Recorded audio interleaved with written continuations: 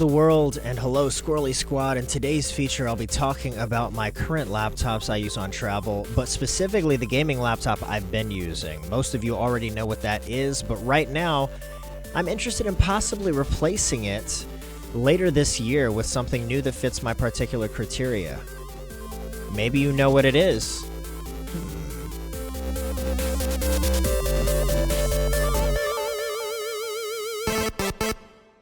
Well, you are listening to the Stay Skwirlly podcast. I am your host, Skwirls, of course, and this is the show where we talk about technology in gaming.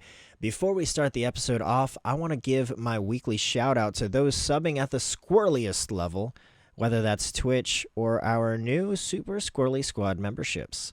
Shout out this week to Bug Eyes, I Heart Squirrels, Blue Phoenix, Red Wing, Chubex, Gaudiest, Jen Evans, and JB Digital Geek. Thank you guys. You are the squirreliest among us, and my family thanks you loads for your support.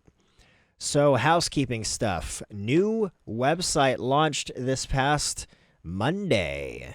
Oh yeah, this past Monday. If you haven't checked it out, well, what are you waiting for? www.skwirls.com. SKWRLS.com. If you've ever wanted to support me financially but didn't know the best way to do it, I'll be honest with you, it's through this website.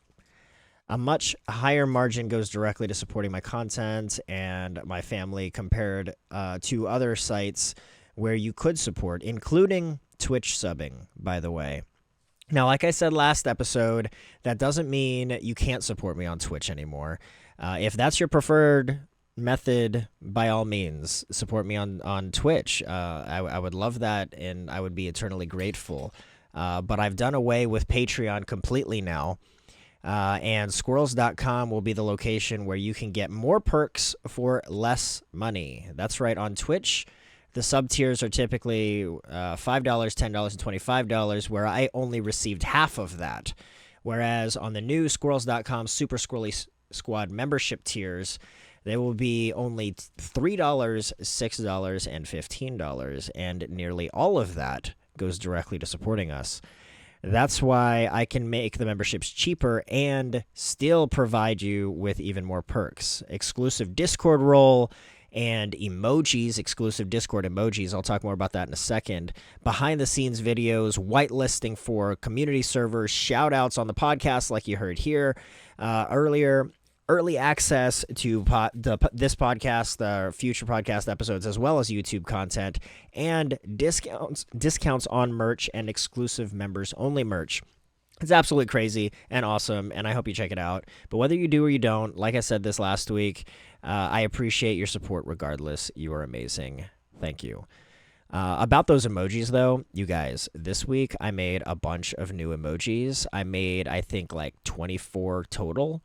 7 of which are now animated, although I learned that animated Discord emotes require Discord Nitro, and that's not cool. So I think later today or this weekend or early next week, sometime in the next few days, I'm going to turn those 7 animated ones into versions that are not animated so that you guys can still have access to them even if you don't have Discord Nitro.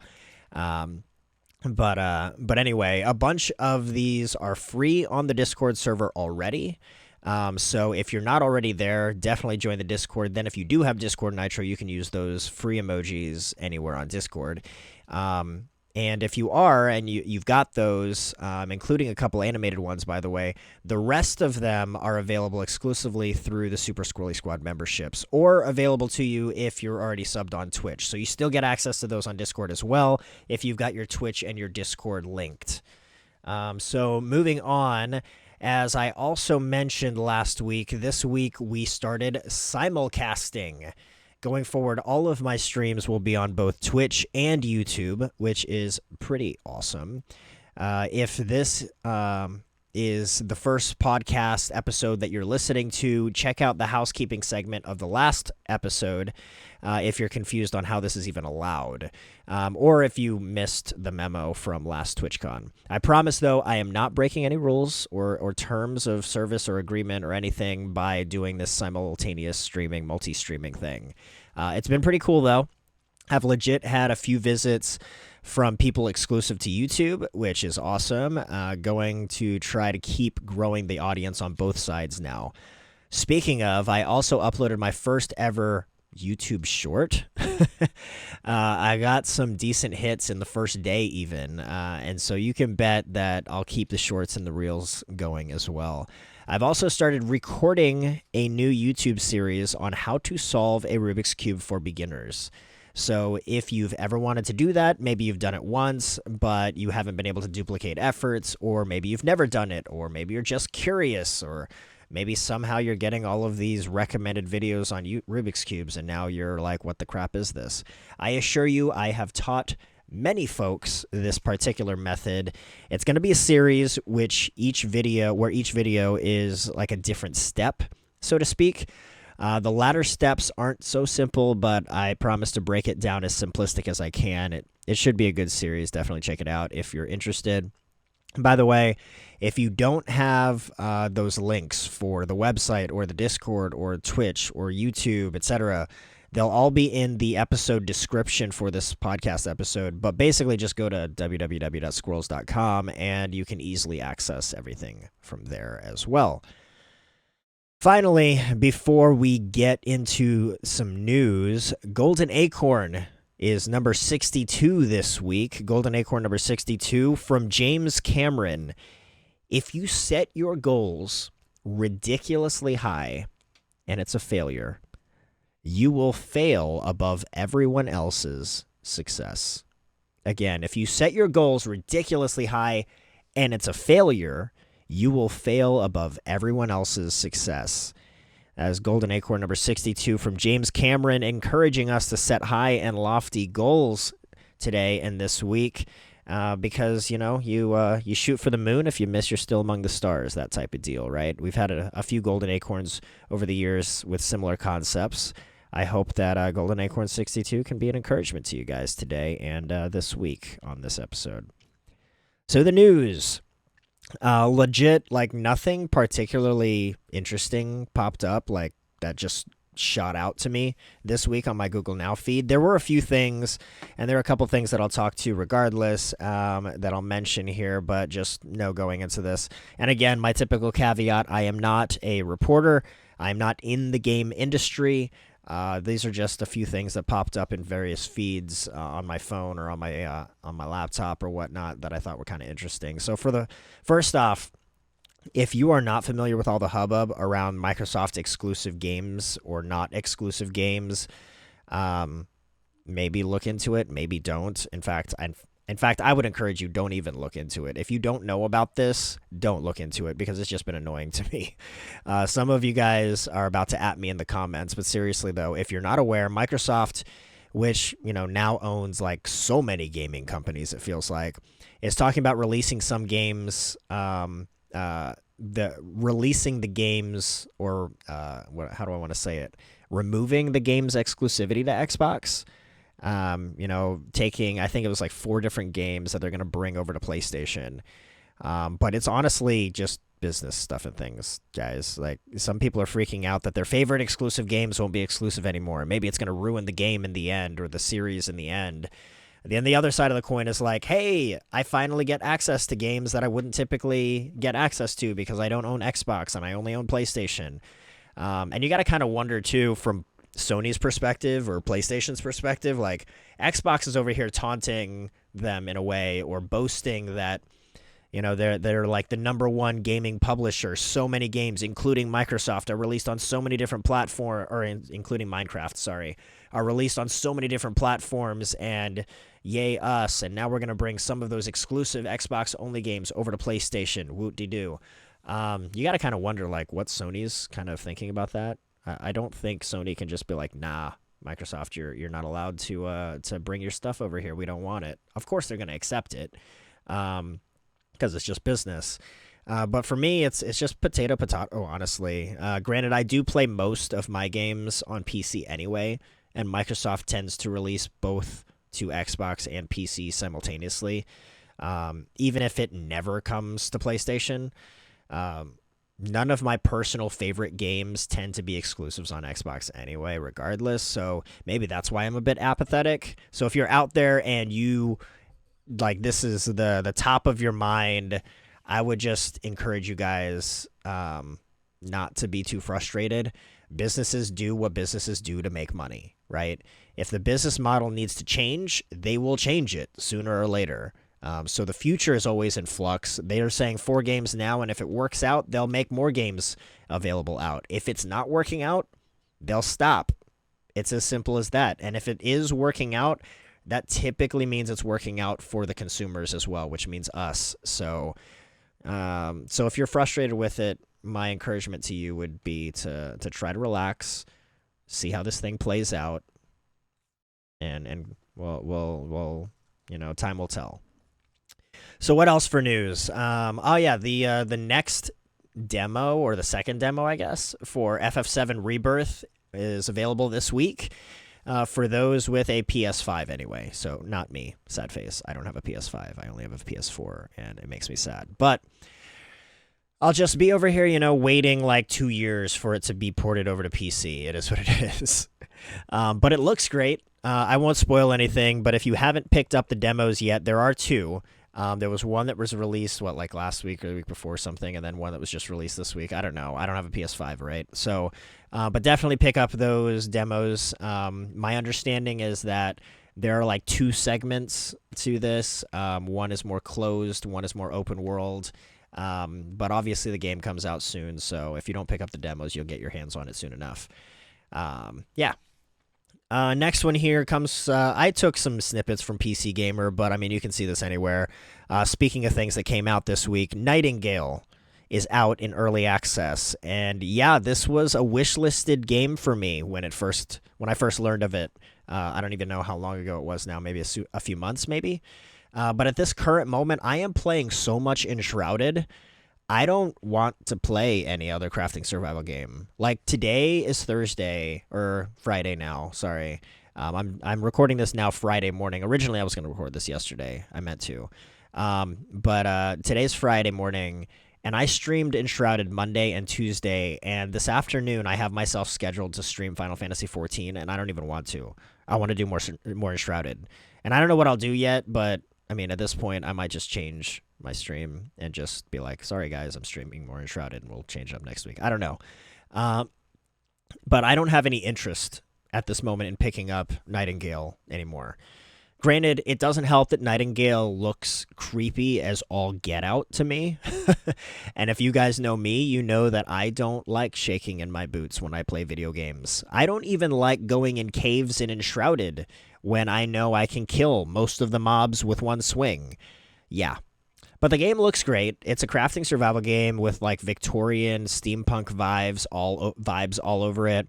And apparently the creator was at BioWare for a number of years, and his experience with RPGs is like coming out full blast. Right from the character creation portion. Like, apparently you get to pick your lineage, like who your parents are, who their parents were, your great-grandparents, I don't know. And that determines what you ultimately look like and your backstory and like other elements. So that's kind of cool and different in a video game. The game is already kind of getting mixed reviews, though, on Steam. The positive stuff sounds great. The negative stuff sounds like it's mostly due to server issues at launch, which, to be honest, is kind of expected at this day and age. I don't even know why people expect servers to be spot on from day one, but never fails. People complain about it when they aren't. But who knows? If the reviews turn mostly positive, maybe I'll pick it up sooner or later after all.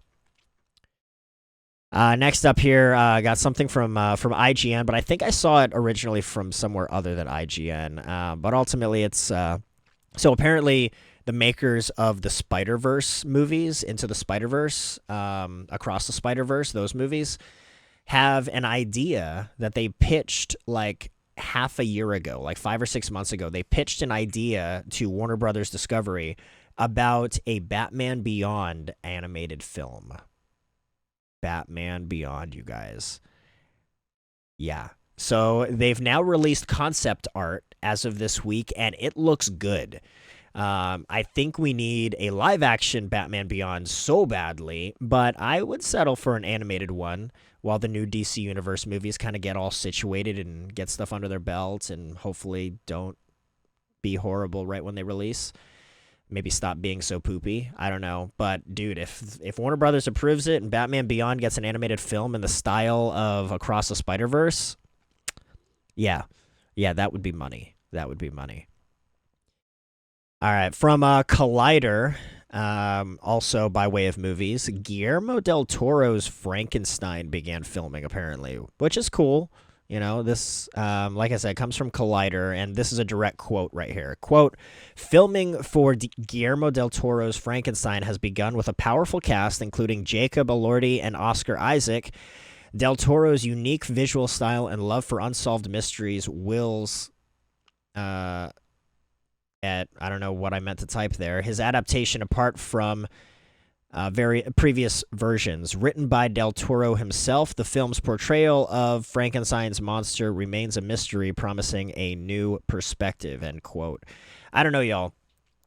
And sorry, I know this isn't exactly gaming news or even comic booky, but hey, it's a bit nerdy at least. Anyway, back when Universal was trying to do that multiverse thing then they called it the Monsterverse, where there was like Dracula and Frankenstein and the Mummy and all those all in one multiverse. I love the idea. I love the idea of any multiverse. I don't care what it is. I think it's really cool when movies interconnect with each other, even though they tell their own stories. And having crossovers is always fun. I don't know where this Frankenstein movie is going to fit in. I hope it's good. I hope it does the story justice, but I guess we'll see. Del Toro, at least, is a great writer and director. He's got a good rap, good track record, especially with darker tones. So yeah. Alrighty, those were the main things that caught my attention for this week. A couple other side notes just to bullet point them out real quick. Dying Light is apparently getting a board game, and the official trailer is out now on IGN. I haven't watched it, but cool for those of you that like Dying Light and like board games. The Batman Part 2, there was an update that makes it kind of sound like there might be a delay in the movie. Yeah, that's from Screen Rant if you want to check that out. It's a rumor mill thing, but could be interesting. And Aquaman and the Last Kingdom will apparently be released to stream on Max February 27th. So in just a few more days, you'll be able to watch Aquaman and the Last Kingdom online. Yeah. So that's all the news I've got for you this episode. Again, not meant to be a news podcast, but just thought I'd fill you guys in on a few tidbits. Coming up next is all about my gaming laptop's potential replacement.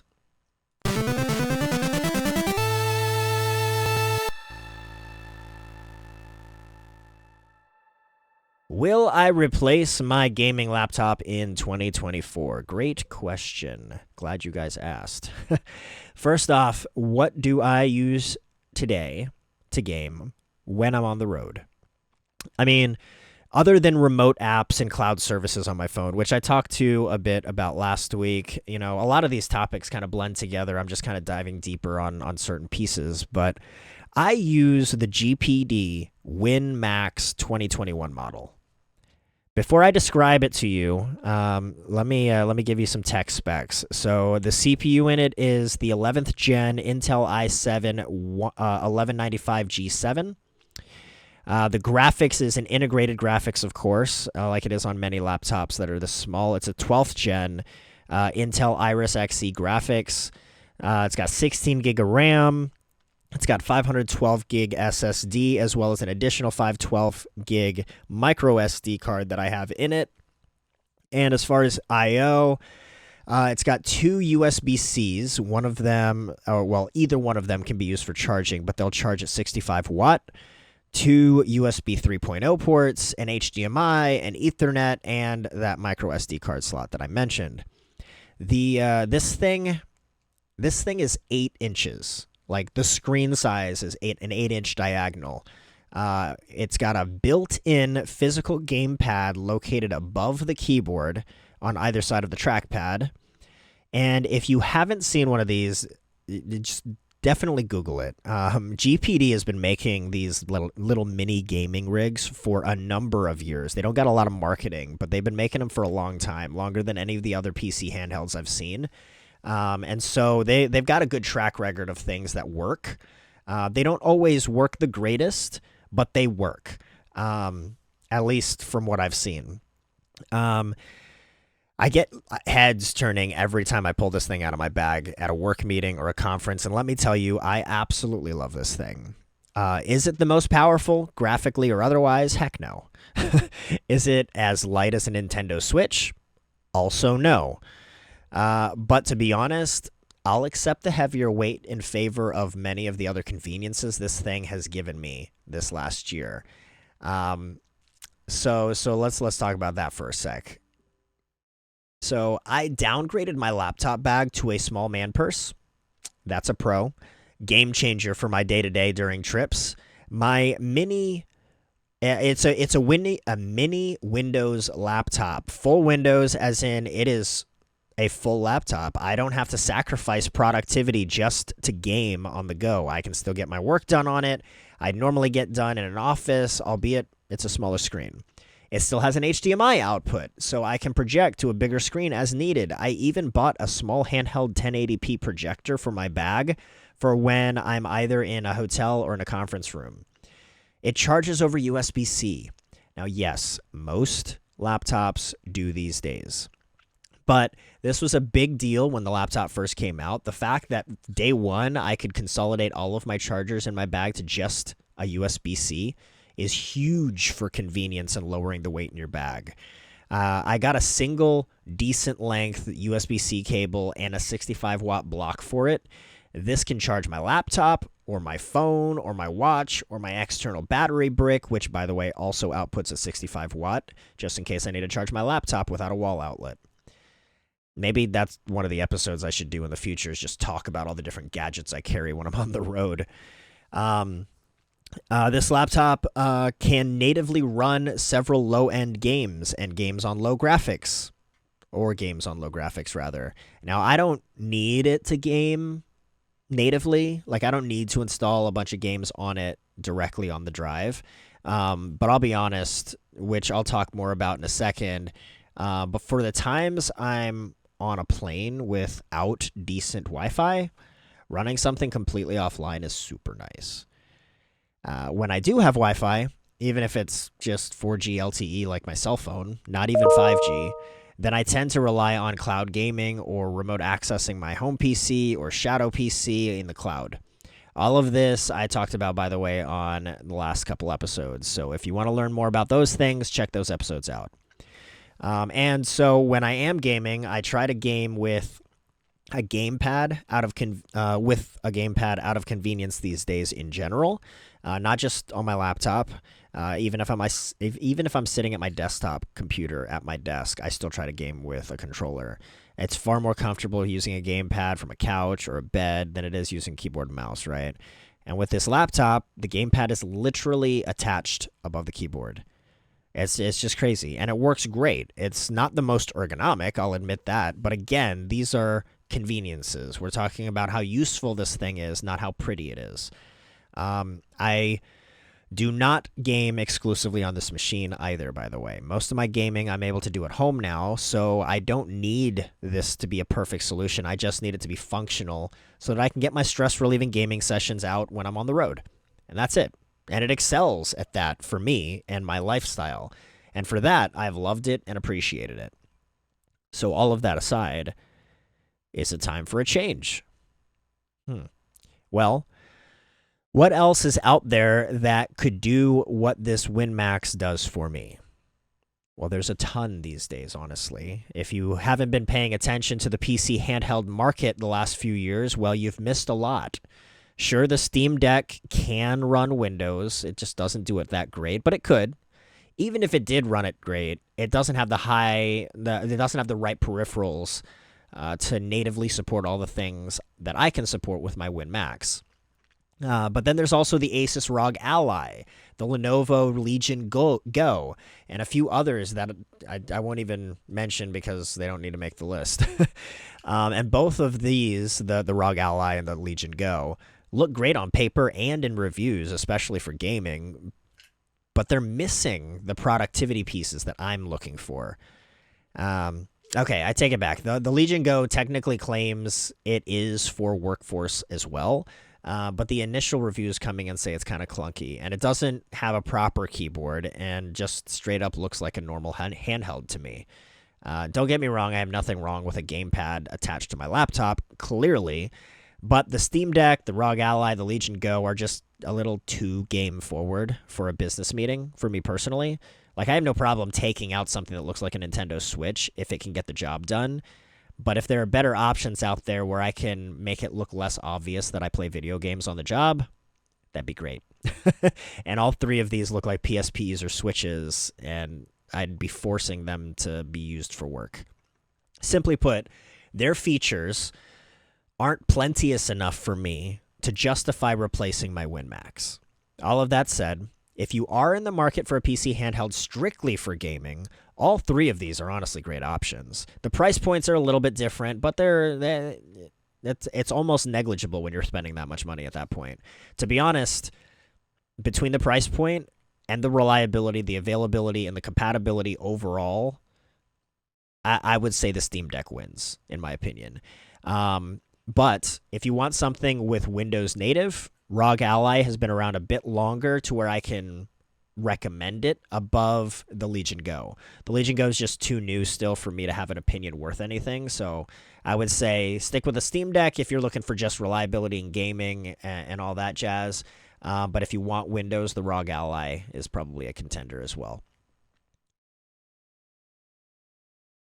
So that brings me to the device of the hour. Drum roll, please.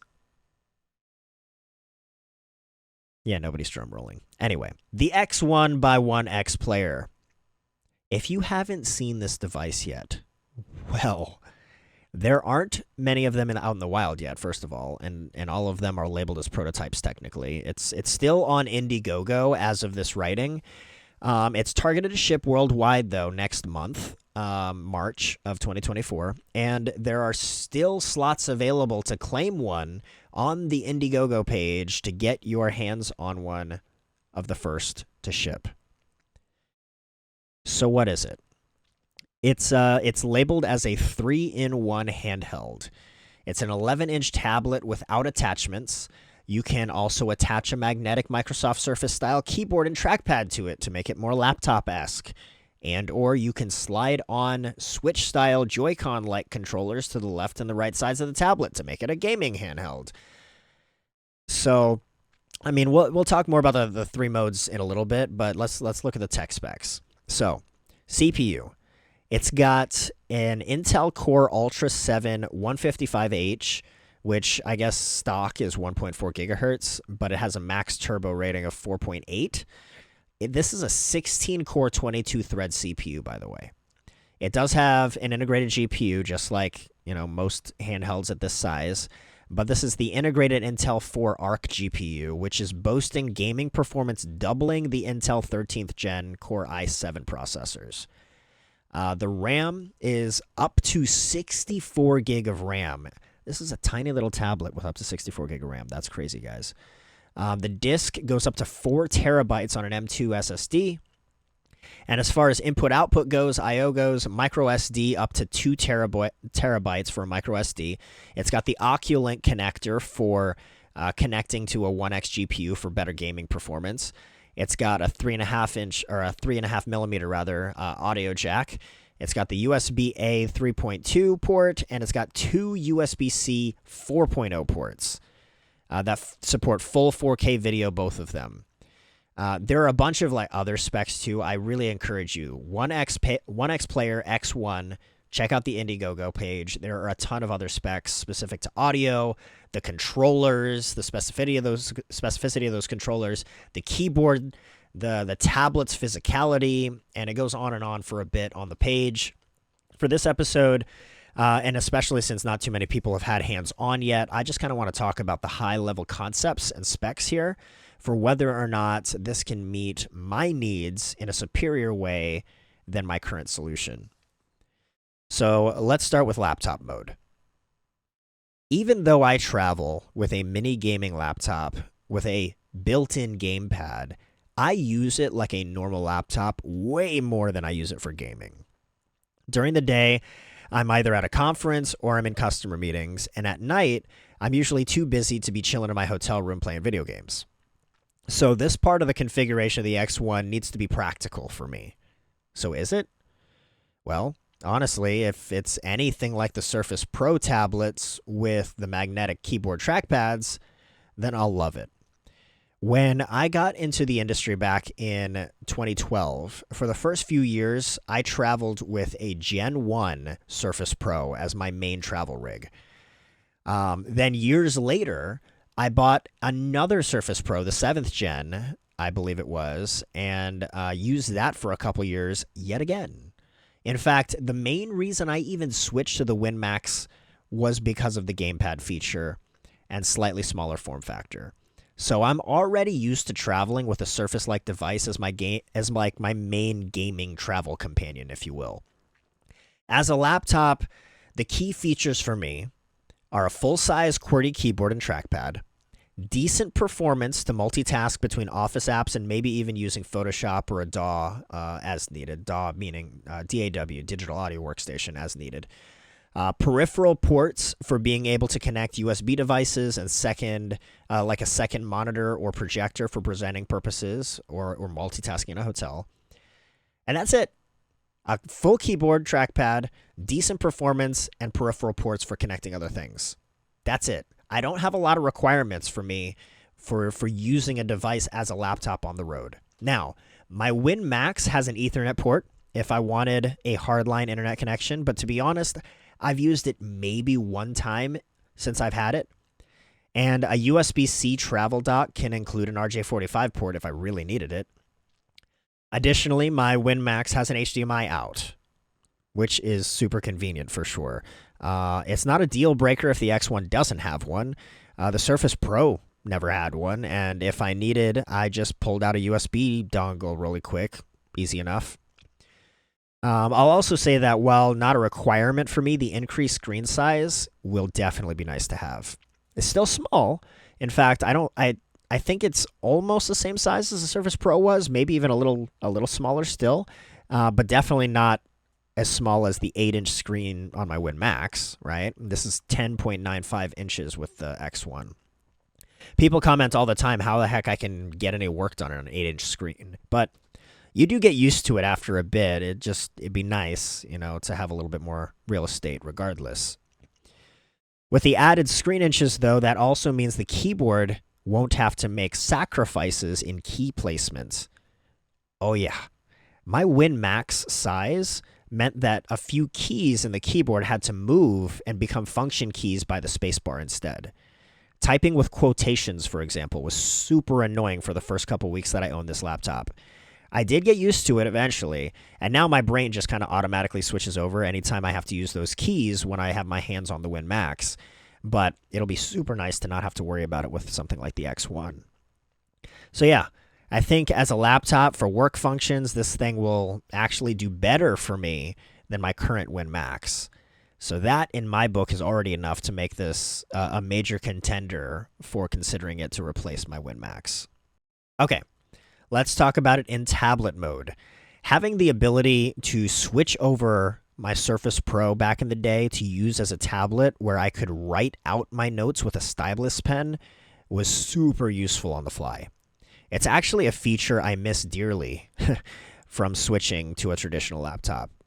Even though my screen is a touchscreen, it's not practical, right? Using a touchscreen laptop, using the touchscreen on a laptop while you have a fully attached keyboard and trackpad. There's just no practical use case to touch your screen like ever. To be honest, I don't have a lot to say about tablet mode. Tablets are pretty straightforward. We've had tablets in the form of iPads for many years now. The bulk of my travels will probably be utilizing one of the other two modes, whether it's laptop mode or the gamepad mode, but the ability to switch to a tablet will definitely be a nice feature for specific situations. Alrighty, finally, we've got the gaming or handheld mode. And I'll be honest with you, this is a feature that made me originally get my WinMax, right? But because of, one, how much I use my phone with the same cloud gaming services as my WinMax. Two, how heavy the WinMax is over longer gaming sessions. And three, The size of the WinMax is almost the same size as my unfolded Samsung Galaxy Z Fold 4 anyway. Because of these three reasons, I tend to either game on my phone more than the WinMax, or I plug in a physical controller into the WinMax so I don't have to use it as a handheld. It's the truth. It makes me super, super sad. I want to use it as a handheld more, but it just gets so heavy since it's got a full keyboard always attached and it's just so bulky. All right, slight rant over. I say all that to say this. I'm excited to use a PC handheld that looks significantly lighter than my current one and with a slightly larger screen at that. Not only that, but the controllers can be removed and used with another accessory to make it like a Pro controller from what I've been able to see anyway. So it's kind of like the best of both on that front, right? Like you can either use it kind of like a Switch where it's attached and it looks like a PSP, I guess, or you can take them off and use it like a Pro controller. So like with my WinMax, I don't have the option to remove the controller. I have to bring a separate controller with me, attach it via like USB cable or wireless over Bluetooth, which is a little bit tedious, sure. And yeah, maybe it's a little tedious if I want to attach the controllers on the sides of the X1. I don't know, though. Like, the fact that I can remove the weight of the keyboard and use it like a handheld proper, like a Steam Deck, or I can remove them entirely, still prop it up with the kickstand in the back, and now be lounging on a couch looking over my shoulder at this thing or in my lap at this thing. Like, that just sounds like the best of multiple worlds when it comes to the controller front for a handheld. And of course, when stored or used in a different mode entirely, the controllers just are not there. They're like non-existent. You keep them in your bag or whatever, and it's just a flat-out tablet or a laptop only. I have seen some comments online about the size of the screen being almost 11 inches, feeling like it's not really a gaming handheld. Guys, I'm here to tell you, if my WinMax counts as a PC gaming handheld, then this definitely does. It's a tablet that you can attach Joy-Cons to. That's amazing. Even at just shy of 11 inches in screen size, that's definitely still portable. And the sell here isn't just the handheld features, right? Keep in mind, the sell is that this is a 3-in-1, right? So the overall functionality is the sell here. That's what we're going for.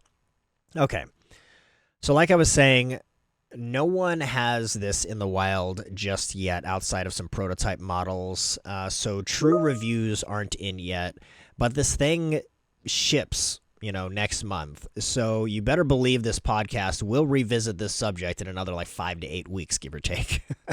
And I apologize for talking more about the laptop features than the gaming handheld ones, but let's be honest, there are so many handhelds coming out these days that at the end of the day, the features that differentiate this device are the ones I care about most.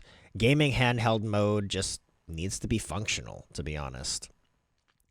Now, the real question. Will I replace my laptop with it later this year?